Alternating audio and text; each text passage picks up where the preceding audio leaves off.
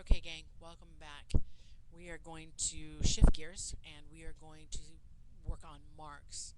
I have decided that we are going to skip human count because it's just too, we'll get too bogged down and most students don't really understand count. And I think that if we had another 6 weeks to go through human count, I think that would be far more interesting for you and for me and less confusing. So we are going to move to Marx, and this one is always fun for me. Um, just to get your reaction and just to see how you respond to what Marx has to say. I think it would be surprising for you to actually look at Marx and see what he really has to say. And some of you have already gone through Marx and you know. A lot of times people are going to say, well, it's just nonsense, and just will throw the baby out with the bathwater and say, capitalism is the way to go. Of course, we're very biased in our perspective of capitalism, especially since we get lots of goodies and things from capitalism. The one thing that Marx warns about, though, in capitalism is that in capitalism, most of the time, people don't own things; things own people. This is a very poignant point and something that we don't think about very often. But truly, if you have a car payment, you know. If you have a mortgage, you know. Those things own you. You do not own them. You don't own them until you really own them. But even then, you still have to make car payment, or not car payments, but you still have to fix them. You are really at the whim of your automobile, especially on the days it doesn't start. So this is one thing that he's fighting against. He's also fighting against the idea of people going to work and working extremely long hours and children working extremely long hours. We do not see this in our country where children are working extremely long hours.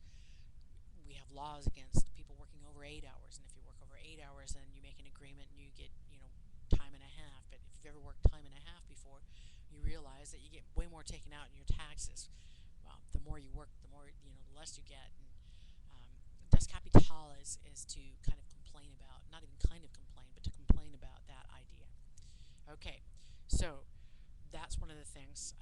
Right now in Singapore and Indonesia, before I left California, I worked with a lot of Indonesian and Chinese, Malaysians, Cambodians, uh, the Thai people. Very, very different life for a child there. Extremely different life for a child. And we are awfully blessed to live in a country where we don't make children work such long hours. In Indonesia, what they do is they will chain kids to tables to make sure that they work there 16 to 18 hours and keep waking them up because they get so tired.